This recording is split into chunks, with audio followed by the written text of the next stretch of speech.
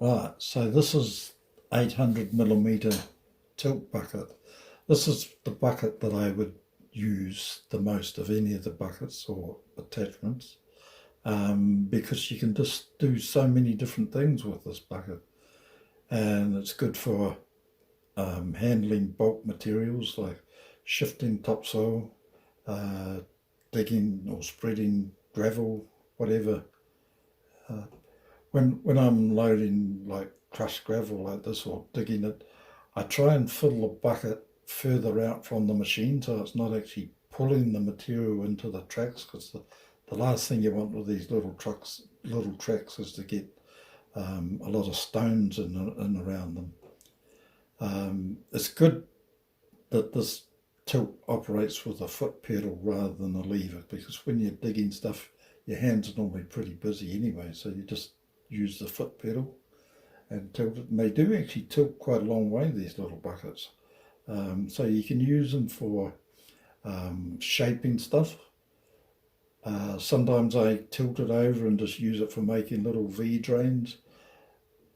Or if you're digging in hard ground, or strike a bit of rocky stuff when you're digging, rather than change the buckets, just turn the bucket on its angle and just use the corner of the bucket to dig through. They're very versatile, these buckets. And when I take this bucket off, I turn the engine off, turn the ignition back on, and then just jiggle the pedal to release any pressure that's built up in the hoses. It just makes it easier to get the couplings on and off. Then when I do disconnect the hoses, I plug them into each other, and that just helps keep the couplings clean.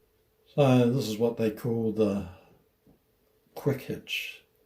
It's not as good as sitting in the digger pushing the button to disconnect the bucket, but it's definitely better than pulling out dirty, greasy pins and putting them back in every time you want to swap a bucket over. And I just use a ratchet and socket. When I first got it, I tried using an impact wrench, but I was worried that it might be a bit fast and it could stuff the thread on it. So I just used the ratchet and socket, and it's not like I'm changing buckets all the time, it's just, it's not a big deal, and it's quite easy to do, and it's clean and tidy.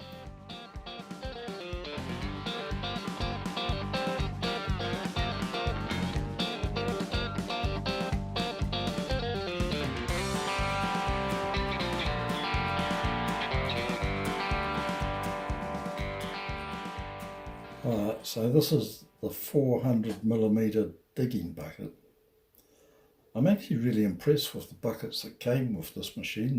They're well built, and they're good and strong, and these digging buckets, the teeth and the wings on them work really well. When I got the digger, I thought about getting an auger to go with it, but most of what I want to do with this digger is here at my own property.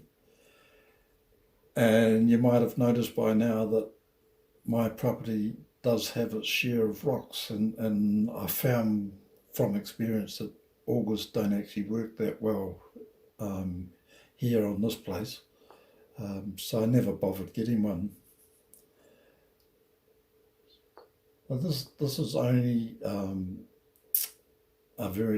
quite a small bucket really, but it doesn't take long to dig a big hole if you just keep working away, and the digger's working so easily, before you know it, you've got a big hole. The digger's doing it with ease, and virtually every time you come up with a full bucket full, so you can shift a lot of dirt in a small time, even though it's a small machine. And the thing is, it's just doing it with ease. This digger's not working hard at all here.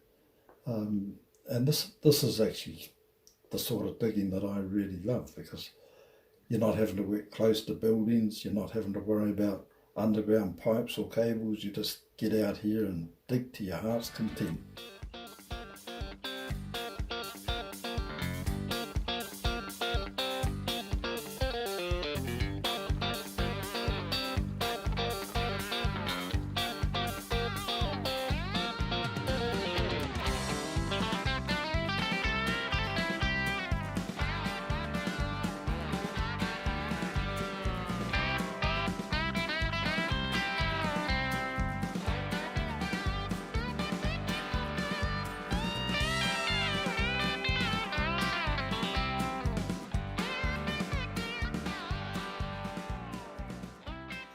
So this is the 200mm trenching bucket, and that's literally what it's for, just for digging trenches, for putting in underground cables or underground pipes, and it works well. It's a good, nice, tidy little bucket. I've done some for my neighbour, just digging footings with it, and it's ideal for that. In days gone by, when I wanted to do a little job like this, I just got out the shovel and the wheelbarrow, but now I've got a digger. I don't bother with the shovel and the wheelbarrow, I just leave them in the shed.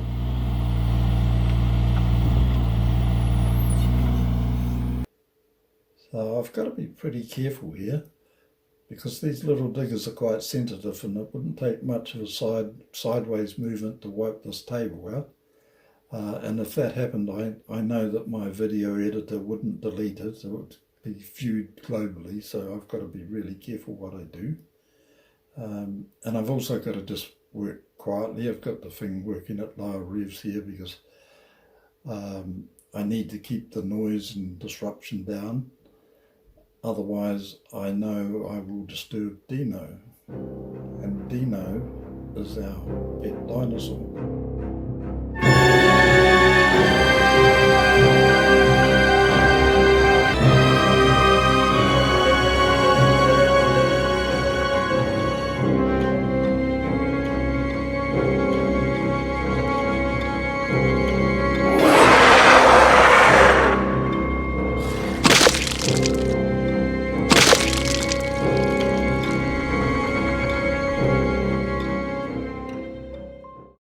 So I also got a ripper with this digger, but I've never actually used it yet. I know in time I will, and I know when I do, I'll be glad that I've got it. But one thing I do use a lot, and that is the thumb on this digger, because here on this property I'm handling a lot of rocks and a lot of tree stumps and things that make this thumb just totally invaluable.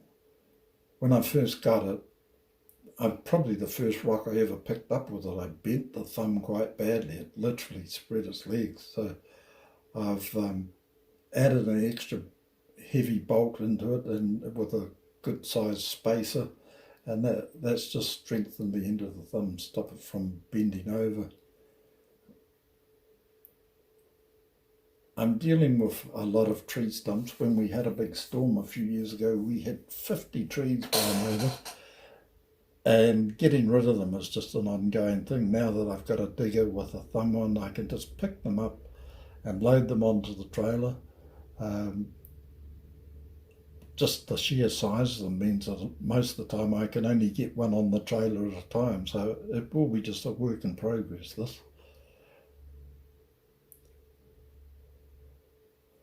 So what I've tried to show here today is just the jobs that I can do with this digger that I just physically couldn't cope with without it.